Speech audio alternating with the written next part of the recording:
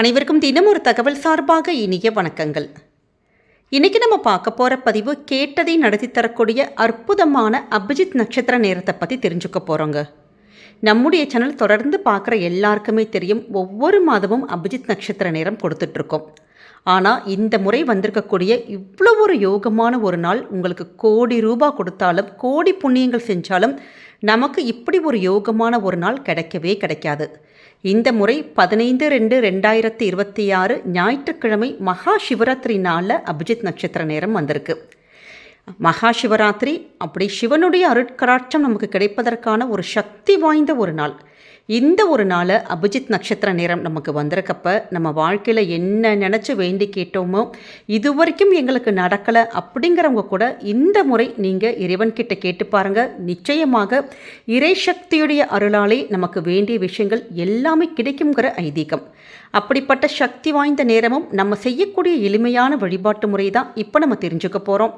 பதிவுக்குள்ளே போகிறதுக்கு முன்னாடி நம்முடைய சேனலை நீங்கள் இப்போ வரைக்கும் சப்ஸ்கிரைப் பண்ணாமே பார்த்துட்ருக்கீங்கன்னா கண்டிப்பாக சப்ஸ்கிரைப் பண்ணிக்கோங்க. அப்போ தான் எங்களுடைய எல்லா நல்ல நல்ல பதிவுகளுமே உடனுக்குடனே வரும்.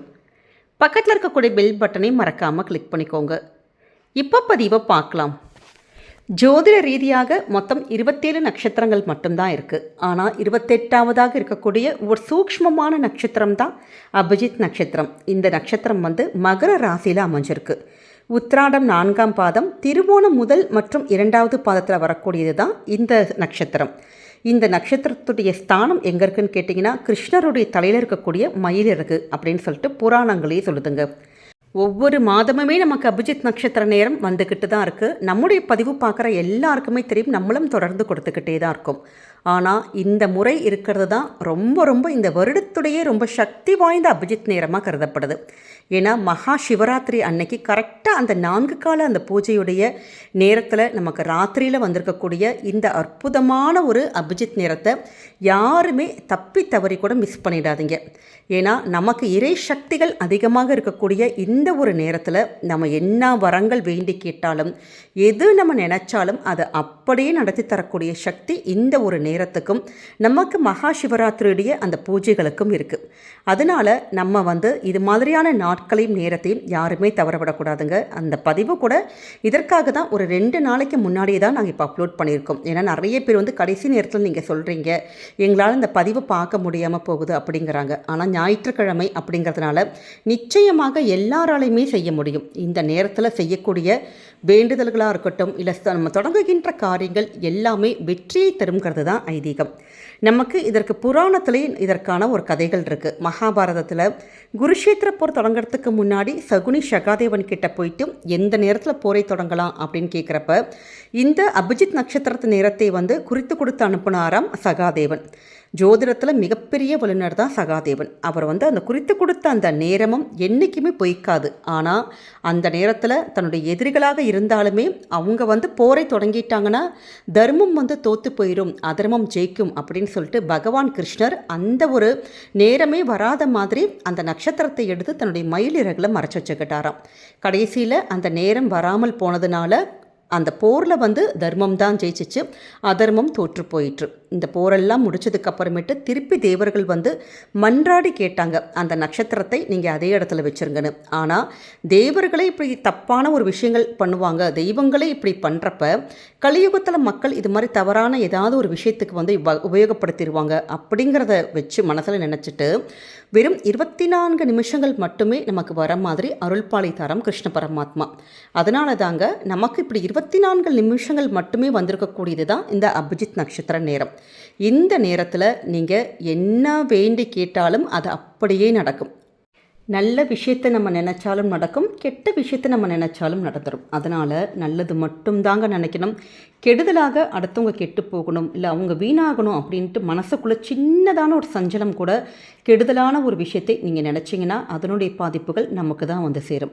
நம்மளுடைய தனிப்பட்ட வாழ்க்கையில் என்ன ஒரு முன்னேற்றங்கள் வேணுமோ, இல்லை ஒரு வீடு கட்டுறதுக்காக இருக்கட்டும், இல்லை பசங்க படிப்புக்காக இருக்கட்டும், இல்லை ஒரு ப்ரொமோஷனுக்காக இருக்கட்டும், இல்லை குழந்தை பிறப்பு, திருமணம் வீட்டில் நடக்கிறது, இப்படி சுபகாரிய விஷயங்கள், அப்படி தனிப்பட்ட வாழ்க்கையில் என்னெல்லாம் வேண்டுதல்கள் இருக்கோ அது மாதிரியான வேண்டுதல்களை இந்த நேரத்தில் கேட்டால் உடனுக்குடனே உடனே பலன் நமக்கு கண்டிப்பாக கிடைக்கும். எப்பயுமே ஒவ்வொரு மாதமும் வரக்கூடிய அபிஜித் நட்சத்திர நேரத்தில் ஒவ்வொரு மாதமும் ஒவ்வொரு டிஃப்ரெண்ட்டான நம்ம கோரிக்கையை நீங்கள் அந்த நேரத்தில் கேட்கக்கூடாது. ஒரு விஷயங்கள் நீங்கள் கேட்க ஆரம்பிச்சிங்கன்னா அந்த விஷயம் நமக்கு கடைசியில் நடந்து முடிகிற வரைக்கும் ஒவ்வொரு மாதமும் இதே உங்களுடைய கோரிக்கைகள் நீங்கள் தொடர்ந்து வைக்கிறப்ப எண்ணி 2 அல்லது ஒரு 3 அந்த ஒரு அபிஜித் வரத்துக்குள்ளே கண்டிப்பாக உங்களுக்கு அந்த காரியம் கைகூடும். நம்முடைய கர்ம வினையினுடைய அடிப்படையிலையும் இந்த நேரத்துடைய அடிப்படையிலையும் நமக்கு சீக்கிரமாகவே பலிதமாகும். அதனால் நம்பிக்கை இழக்காமல் இந்த நேரத்தில் நம்ம வழிபாடுகள் மட்டும் செஞ்சாலே போதுங்க. இந்த பிப்ரவரி மாதம் நமக்கு கரெக்டாக எப்போ வந்திருக்குன்னு கேட்டிங்கன்னா 15/2/2026 ஞாயிற்றுக்கிழமை ராத்திரியில் 8:24 மணி முதல் 8:48 மணி வரைக்கும் இருக்குது. 8:24 முதல் 8:48 மணி வரைக்கும் இருக்குது. கரெக்டாக 24 நிமிஷங்கள் நமக்கு அந்த சிவராத்திரியுடைய அந்த 4 கால பூஜை, அதாவது 2ஆம் கால பூஜைக்கு நம்ம பூஜைகள் ஸ்டார்ட் பண்ணியிருப்போம்.